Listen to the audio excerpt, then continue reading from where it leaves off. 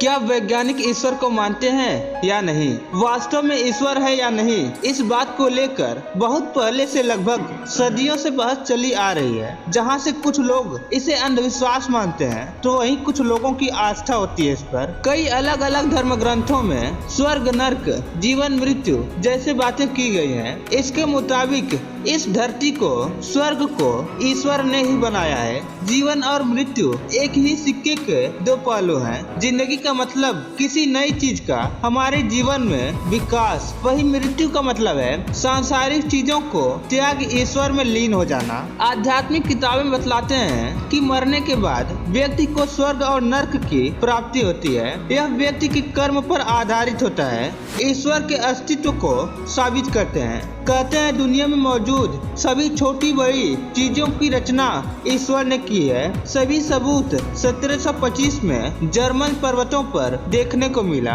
इनमें छिपकली, मेंढक, मकड़ी, मछली के चेहरे वाले पक्षी, 4 सितारे के आकार में कटे हुए चूना पत्थर मिले हैं। उनमें बहुत से पत्थरों पर हिब्रू, लैटिन और प्राचीन अरब भाषा में ईश्वर का नाम लिखा हुआ था। आत्मा जब परमात्मा में लीन हो, गॉड से जन्म और मृत्यु के भी तार जुड़े हैं। इसलिए माना जाता है कि व्यक्ति की आत्मा जब परमात्मा में लीन हो रही होती है तब उसे सुरंग से तेज रोशनी आती हुई दिखाई देती है। इस बात की पुष्टि बेल्जियम के न्यूरोलॉजिस्ट हॉस्पिटल बेल्जियम के कॉमर्स साइंस ग्रुप ने की है। उन्होंने कई मरीजों का परीक्षण किया तो पाया कि जब वे मरने वाले होते थे तब उनका दिमाग कोमा में जा रहा होता है। उस वक्त उनके शरीर में सिरहने होती हैं और उन्हें एक सुरंग में जाने का एहसास होता है। ईश्वर के होने न होने का सबूत ब्रह्मांड की उत्पत्ति से जुड़ा हुआ है। वैज्ञानिकों का मानना है कि महाविस्फोट के जरिए